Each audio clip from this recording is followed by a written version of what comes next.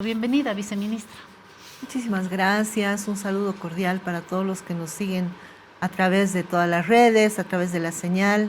Y bueno, no quiero dejar pasar este momento para saludar, felicitar y abrazar con el corazón a todas las maestras y maestros, porque realmente cumplen un rol muy importante en nuestras vidas. Nombre el nombre de una profesora o profesor que le ha marcado a usted, viceministra. Bueno, en realidad yo he tenido muchos maestros y maestras, desde mis padres, que también han sido los primeros maestros, creo que del hogar, verdad. creo que de todos los hogares los papás son los primeros maestros. En el colegio me acuerdo de alguna profesora de matemáticas que era siempre bien exigente. Las que la más profesora recordamos, Hortensia, ¿no? y la profesora Neda, que eran bastante exigentes y eran las que más nos formaban. Pero creo que en la vida me ha dado muchas maestras y maestros, personas muy recordadas.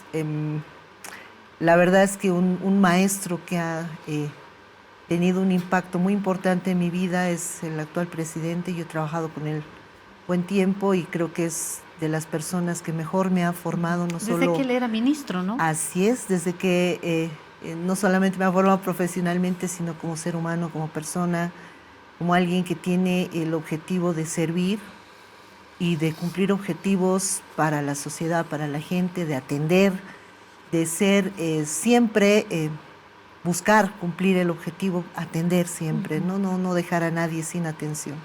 Viceministra, sé que usted tiene datos redondos que quiero compartirlos ahora con quienes nos están viendo, pero también quiero hablar de esta media tonelada de cocaína en un avión de BOA que llegó a España. En febrero se da esto y se está todavía en la investigación. ¿Le parece si comenzamos por acá? Bien, tema narcotráfico no es un tema estrictamente de mi competencia. Sé que el tema está en investigación. Sí me llama la atención desde el punto de vista de transparencia como tal,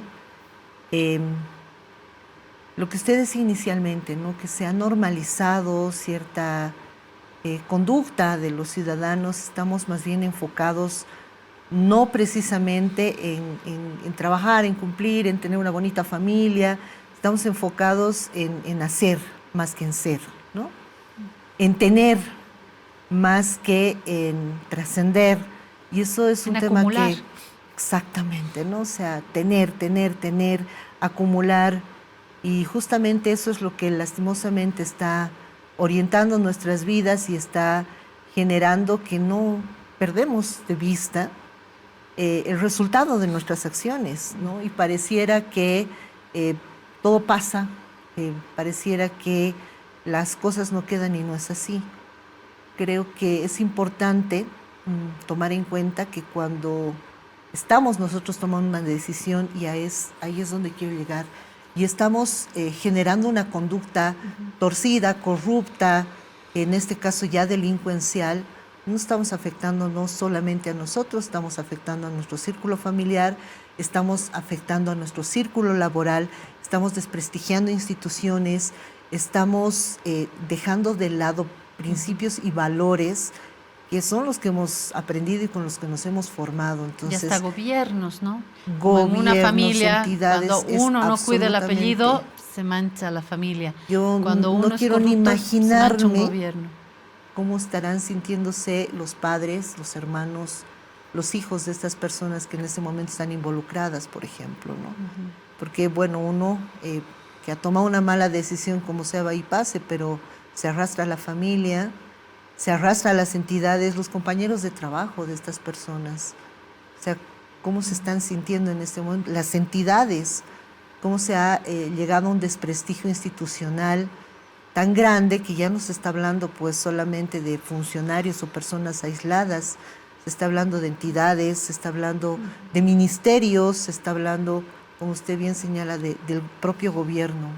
Claro, porque además es como una caja china, ¿no? Donde adentro está la otra y la otra. Esto involucra un avión de BOA, involucra ese tramo, pero involucra también a la institución como tal, a la línea aérea como tal, al courier en cuestión, a aduana. Son varias instancias que están articuladas, pero sin duda hay un dedo sobre el Estado, ¿no es cierto?, que tiene que ser el vigilante y bueno, su función hoy también. Usted está viendo desde la experiencia que tiene, que esta investigación de este caso está siguiendo en términos de rigor de la investigación y de tiempos. ¿Estamos en un buen camino? ¿Cómo está viendo, viceministra? Bueno, yo debo decir de verdad con pena que cuando los casos se hacen bien mediáticos, tienen un nivel de avance importante. No debería ser. Deberíamos avanzar en todos los casos bajo el mismo dinamismo, bajo la misma responsabilidad. Lógicamente hay casos y casos. Este sin duda es un caso que ha trascendido, que ha lastimado mucho a toda la sociedad y a todas las instituciones, y consideramos que está, por supuesto, en un buen nivel de avance. Seguramente van a trascender mayores informaciones al respecto, y lo que más deseamos es que esta situación se aclare lo antes posible y se identifique a las personas que han tenido participación directa o indirecta en todos estos hechos, porque primero es importante saber quiénes son responsables. Así es. ¿No? Y segundo, también es importante descartar quiénes no son responsables. Exactamente. Hablando de descartar, el ministro de Gobierno, Eduardo del Castillo, no descarta la existencia de una organización criminal en medio de todo esto, ¿no? Lo que obviamente es más preocupante para la investigación, porque uno agarra un pedazo, pero uno agarra una pieza de algo mucho más complejo, y la manera como se ha realizado esto es preocupante, ¿no? Según las cámaras de seguridad, los empleados rompieron un precinto de seguridad, subieron paquetes de droga, en fin, esperemos que se pueda supervisar. Su equipo está también pendiente de esto, me imagino, para registrarlo, ¿no?, en el mapa. No, general. todavía. ¿Todavía no? Nosotros, cuando hay este tipo de casos, no los vemos de manera directa. Sí vemos los casos emergentes, porque si se tratara de un hecho así constituido por una organización criminal, lo que nosotros investigamos es una posible legitimación de ganancias, ¿no? Y esa es un poco la información que yo vengo a brindar a la población respecto de los resultados de la gestión 2022, que ha sido una gestión bastante laboriosa. Y también a presentar una encuesta que hemos hecho ciudadana, una encuesta a las entidades públicas, porque estamos abocados también a brindar información. Pienso que en la medida que la ciudadanía pueda acceder más rápidamente a la información, que en la medida que la ciudadanía pueda involucrarse con las entidades públicas a partir de información de calidad que se pueda generar, pues vamos a tener mejores herramientas también para participar, también para denunciar, también para controlar la gestión. Ahora hay otro caso que hemos conocido ayer y se lo pongo también sobre la mesa antes de mirar el conjunto, el caso Nayar. Le cuento que ayer hemos entrevistado a una abogada que hoy está fuera de este caso porque la sacaron, el caso de estos policías asesinados en Porongo. Tienen un proceso penal contra Nayar y han decidido desistir y al mismo tiempo sacar a la abogada de este caso, a la abogada Echavarría.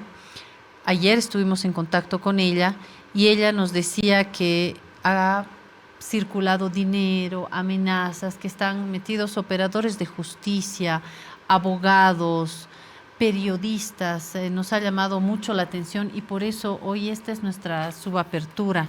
Nayar es imputado por asesinato y la abogada, hoy exabogada de los familiares de las víctimas, de los policías asesinados, denuncia que jueces, abogados y periodistas transaron. Ayer al hablar con ella nos decía que habían tomado, estoy hablando de la abogada Jessica Echeverría, Ella dijo que ha tomado contacto con ustedes, que les ha informado de esto. ¿Tiene conocimiento, lo tiene en su memoria, viceministra, y si tiene alguna posición al respecto? Mire, hasta el día de ayer, que yo he hecho el despacho de mi correspondencia, procuro hacerla todos los días, hasta el último documento, no he conocido. Es posible que recién hayan remitido esto a conocimiento nuestro el día de hoy, pero como en todos los casos nosotros vamos a dar todo de nuestra parte para poder hacer una investigación lo más objetiva posible. Si es que esto realmente fuese así como ella está señalando, es obviamente un hecho muy grave. Y bueno, pues esperemos que poder acceder a esta información lo más antes posible para iniciar el proceso de investigación correspondiente. Perfecto, hoy tenemos la información en nuestra edición de La Razón, por supuesto también la entrevista. Viceministra, ya yendo al conjunto, ¿cómo estamos? ¿Qué está mirando usted? Hay muchos casos. ¿Qué mapa saca del trabajo que están haciendo en el país? Bueno, como una primera parte quiero empezar señalando que en la gestión 2022, producto de varios elementos, decidimos hacer un diagnóstico institucional. En el diagnóstico institucional tuvimos dos áreas de trabajo, una que es lucha, que es todas las gestiones de denuncias, atención de procesos, y la gestión de prevención, donde hacemos otro tipo de actividades para formar a los niños, jóvenes y demás. Pero sí pudimos advertir que no se había generado información estadística de todo este trabajo. Y la falta de información estadística es pues una falencia grave. ¿Por qué? Porque no sabíamos dónde estábamos. Por ejemplo, muchas veces me han estado preguntando en diferentes entrevistas cuántas denuncias han llegado, ¿no? Es lo primero que me preguntan. Y de gestiones anteriores no sabíamos. Hoy sí podemos decir que en la gestión 2022 entraron 646 denuncias, por ejemplo, ¿no? Que de esas 646 denuncias, 381 fueron admitidas. Ahí está, tenemos el cuadro. Exacto, ahí está el dato. 233 se fueron derivando a las unidades de transparencia de las entidades públicas, y se rechazaron 32.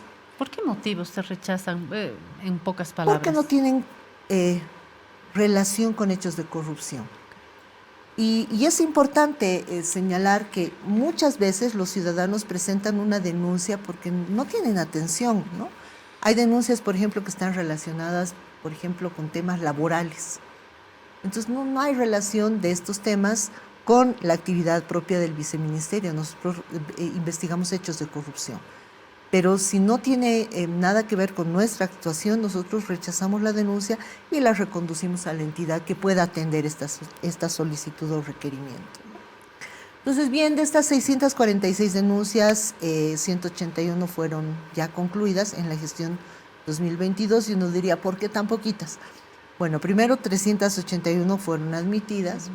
Segundo, de esas 381, 58 pasaron a verificación patrimonial, ¿por qué? Porque la denuncia tenía que ver con algún elemento de algún funcionario está haciendo un cobro indebido, o se está aprovechando de algún contrato, o hay una situación patrimonial, ¿no? Entonces, obviamente, esas denuncias fueron a pasar a un área de investigación patrimonial, ¿no? Luego, de estas 181 denuncias que sí fueron concluidas, 11 se derivaron a inicio de proceso penal, lo que quiere decir que solamente 11 se iniciaron como proceso penal respecto de las denuncias presentadas. En 29 casos se identificaron responsabilidades administrativas, es decir, que hubo un incumplimiento normativo del servidor porque seguramente no hubo un cumplimiento cabal, y por tanto se determinó que vaya a un proceso administrativo. 58 casos con inicio de auditoría, en 14 casos se determinó medidas correctivas, y en 69 casos no se pudo encontrar indicios de responsabilidad. Si uno verifica estos datos, se descartan. Se descartó. Podemos tener un dato ya concreto de que la mayor cantidad de denuncias no significa necesariamente que haya mayor cantidad de hechos de corrupción. Y también es importante establecer que muchas veces se ve en la denuncia como se visibiliza. Exacto, como un mecanismo hasta de conflicto, ¿no? Muchas veces hay discrepancias entre compañeros de trabajo, hay discrepancias de pareja, hay discrepancias en el hogar entre hermanos, y esto motiva a que se presenten denuncias, ¿no? Es decir, ya no se lo ha tomado, digamos, como un mecanismo propio de gestión, de control, de participación ciudadana, sino que en muchos casos se toma como otro tipo de mecanismos, incluso... Como si fuera la policía. Exactamente, hasta de venganza, ¿no? O sea, me llevo mal con mi pareja, me he peleado, me estoy separando, entonces lo denuncio, ¿no? Entonces van a quejarse con la viceministra. Exactamente, ¿no? Pero es importante que esta información sea pública. ¿Por qué? Porque primero la ciudadanía entiende y comprende que este mecanismo tiene que ser mejor utilizado, pero además, sobre todo, para que también se entienda que estamos haciendo un trabajo lo más esforzado posible para no ser injustos, para ser bien objetivos, para que los casos donde haya que iniciar proceso penal, se va a iniciar proceso penal, pero también los casos donde no se haya identificado un hecho de corrupción, se van a cerrar. Dentro de estas coordenadas, yo me imagino que ustedes siempre evalúan lo que dijo al inicio, cuán mediatizado está un caso o no, y la relación y la transparencia también que tienen que tener con los medios de comunicación. Ustedes están más bien abiertos a brindar esta información. Es más fácil hablar de números sin nombre que hablar de casos y de seguimiento. ¿Cómo están ustedes en su relación con los medios, en el acceso al que tenemos derecho como medios de comunicación, pero no irrestricto, porque obviamente los casos en investigación no pueden ser ventilados en los medios? En algunos casos, cuando no hay mucho que hacer, uno se dedica a buscar mal los titulares y ahí es donde nos equivocamos también los medios, ¿no? Creo que la relación con ustedes no es menor. Bueno, primero que nosotros por norma tenemos un principio de confidencialidad. No podemos brindar datos, por ejemplo, de esos 646 casos, yo no puedo decir Juan, Pedro, no puedo dar información de quién ha denunciado ni de a quién se está investigando, ¿no? Por eso tratamos de hacer un proceso de investigación lo más objetivo. Pero sí es importante que para la ciudadanía, para los medios, para todos, se pueda brindar información estadística, ¿no? De decir, por ejemplo, tenemos tantos casos. Una información que, por ejemplo, salió recientemente, de la que hablamos el fin de semana, yo decía, tenemos más o menos en procesos penales poco más de 1.400 casos. Entonces todos pensaban, decir, 1.400 casos que se han iniciado en la gestión 2022.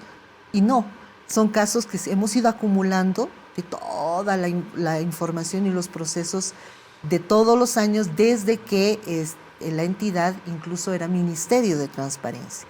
Entonces hay muchos casos que se han iniciado hace 10, 15 años atrás que no han concluido. Y tenemos un histórico acumulado y al que nos estamos abocando ahora a concluir, a terminar. ¿Por qué se dan estos datos? Porque si bien es importante saber cuántos casos estamos llevando, es más importante saber cuántos estamos concluyendo. Porque creo que la ciudadanía se ha acostumbrado mucho a esa mediatización de decir, hay un caso se ha abierto contra el señor X. Y en ese momento eso es noticia. Claro, y ocupa portada. Exacto, y pasa el tiempo y el caso no se resuelve. Más que la ciudadanía somos los medios de comunicación que siempre apuntamos al escándalo, pero cuando se resuelve algo y se descubre el final de algo, luego ya no lo informamos y queda en el olvido, ¿no? Exactamente. Uno de esos casos, por ejemplo, en la gestión pasada, fue el caso de Barcazas Chinas, que ya tiene sentencia condenatoria. Sí. Pero no le han dado mucha importancia. Acá tenemos, casos de investigación patrimonial. Ajá. Eso es lo que decíamos, son 58 casos que se han investigado, concluido en la gestión pasada, 16 que quedaron para la gestión 2023, sin responsabilidad, 26 casos, 14 con responsabilidad, lo que quiere decir que 14 casos hemos iniciado también procesos penales. Y en la gestión pasada se hizo una verificación de 320 declaraciones juradas. Es decir, a 320 personas se verificó si sus declaraciones juradas eran correctas o no. Eso también es importante porque en muchos casos pareciera que la declaración jurada se ha vuelto una especie de documento sin mucha relevancia, que uno Muy lo hace burocrático, ¿no? muy burocrático, uno lo hace permanentemente, pero este documento sí es importante porque primero se verifica y segundo es un instrumento de investigación. Cuando yo tengo una denuncia o una investigación patrimonial, partimos por la declaración jurada. Vemos qué es lo que ha declarado el servidor público y si eso tiene o no consistencia con su comportamiento patrimonial, si sus ingresos, lo que ha declarado, sus bienes, son consistentes o no. Viceministra, ¿qué es lo que queda a futuro? Usted nos trae lo que ya está confirmado, pero ¿dónde es donde uno encuentra huecos en el viceministerio o en el campo que ustedes trabajan? ¿Dónde les cuesta más identificar, monitorear e incluir todo en el mapa? ¿Qué se les está escapando? Bueno, en realidad lo que más difícil es en la gestión es el compromiso de la sociedad con la gestión. La lucha contra la corrupción, decíamos en algún momento, no es una lucha externa que yo voy a ir a luchar contra el señor corrupto. Muchas veces el señor corrupto soy yo, porque bueno, tengo que tomar una decisión y tomo una mala decisión. Pero además es importante la mirada de la sociedad, porque mientras más ojos a uno lo ven, es mucho más difícil que uno tome una mala decisión. ¿Cómo podemos asegurar eso? Con información. Por eso es que en este año hemos sacado una segunda encuesta. El año pasado hemos sacado una primera encuesta que tenía que ver con qué información le interesaba al ciudadano conocer en la rendición pública de cuentas. Hoy hemos sacado una encuesta con relación a qué información le interesa conocer al ciudadano en los portales web.